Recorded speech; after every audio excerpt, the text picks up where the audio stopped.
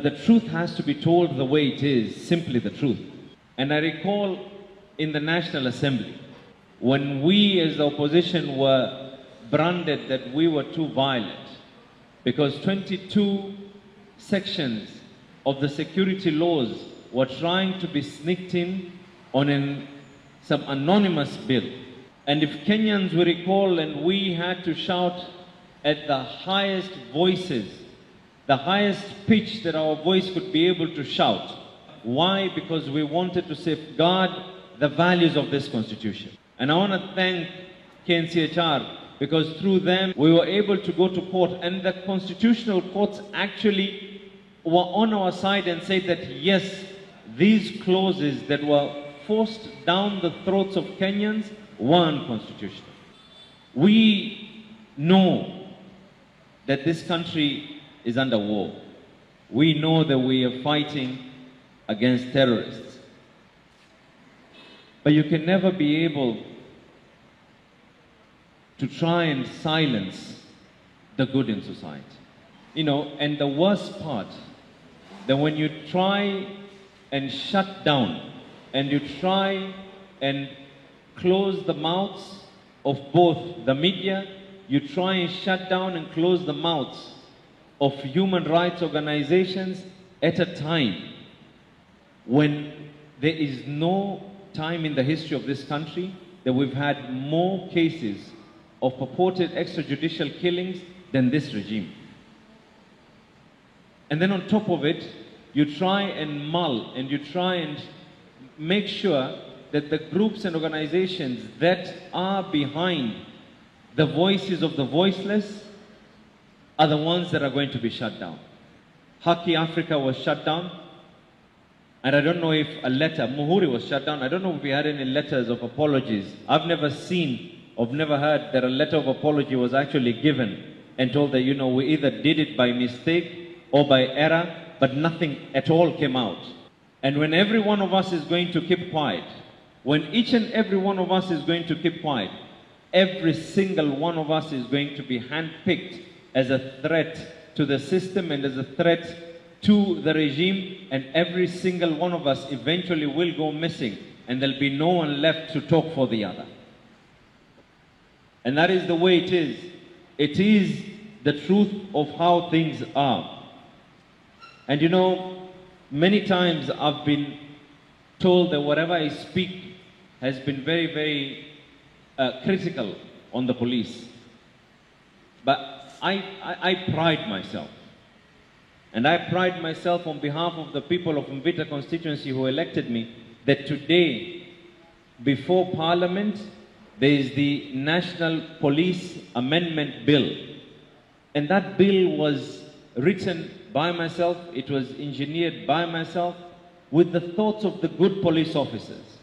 It has already passed the Budget Committee of the National Assembly, it has passed the Security Committee of the National Assembly, and it is currently, it has already been approved for publication, and any single day, probably even this week, it will be before Parliament for the first reading.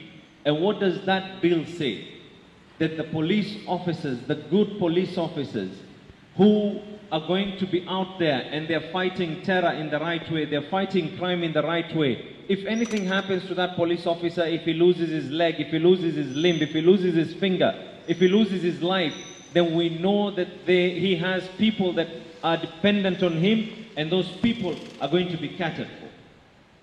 So as much as, yes, my voice has been seen as critical on the police officers, but equally, my pen and paper and my brains are the ones that have engineered that particular amendment of the Constitution. And in the same breath and in the same token, we're equally soon going to be launching the anti-torture bill that will ensure that if a police officer decides to torture someone, decides to try and do things that are not constitutional, then you will have to bear the burden of your sins on yourself. You cannot just start and say, you know, that era and that time of saying that the person who has bigger stars on top of me is the one who gave me that order. You cannot just take a blind order and just simply decide to commit all sorts of atrocities and crimes. So I want to probably end up by concluding that it is the same token and the same way that we are critical of the police is the same way that we have to ensure that the police are also going to be well compensated. And maybe to end this off, because many a times we are told that whatever happens here, those on the top are not aware. You know, there was a time I was in pretty good books with the system. And,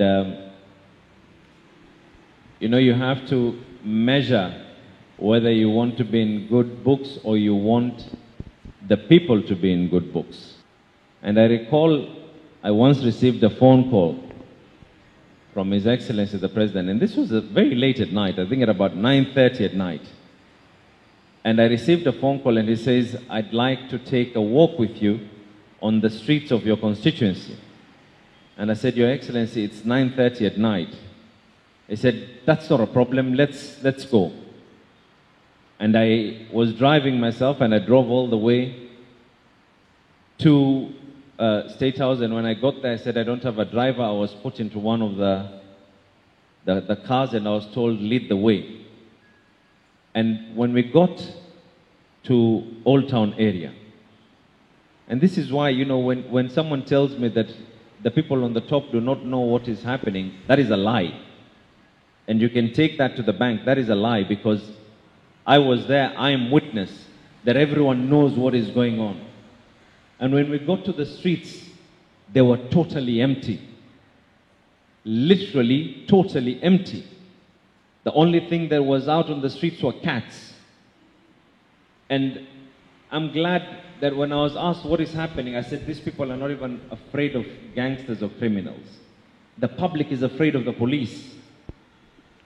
At 9:30 at night, people are afraid to walk on the streets. And here we are trying so hard to ensure that this is going to be a 24-hour economy. How do you turn it into a 24-hour economy when people cannot even be able to walk on the streets? That is the truth of the matter. That is the way things are. And this is not something that I just stopped and said it on the ears of the President when we were in good books.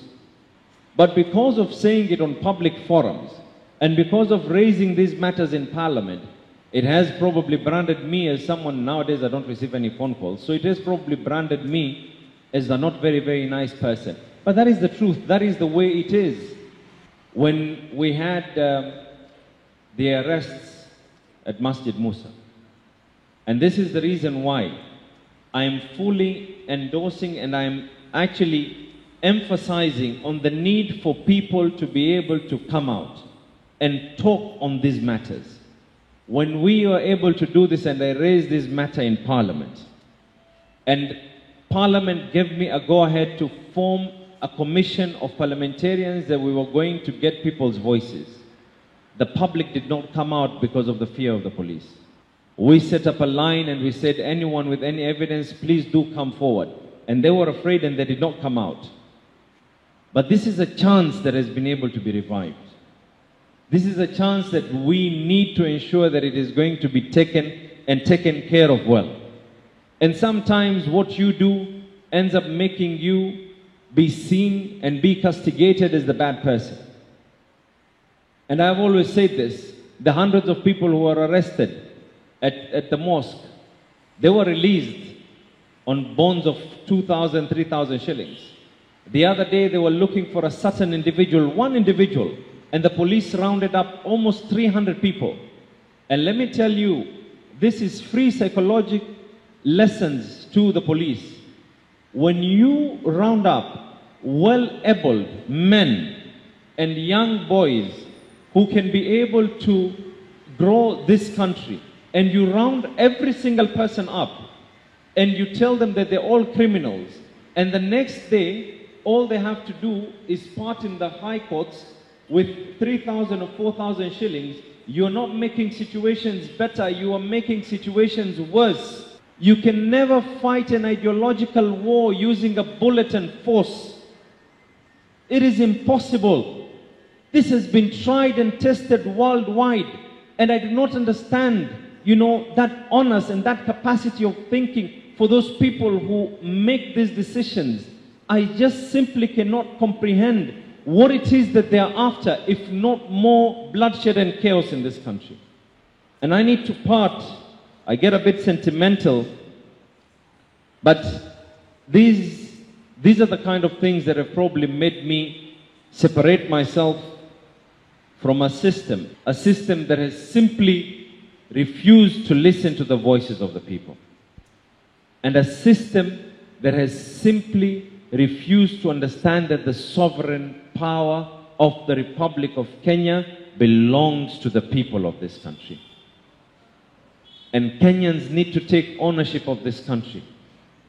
You have a chance to be able to come forward and present every single thing, everything that was once in your heart. You have a chance to be able to come forward and present these issues. To assure the KNCHR that once these are presented and they are in Parliament, I shall be your champion to ensure that these views and these reports are going to be discussed all the way till the end. Thank you very, very much, and be blessed. Asanteni sana.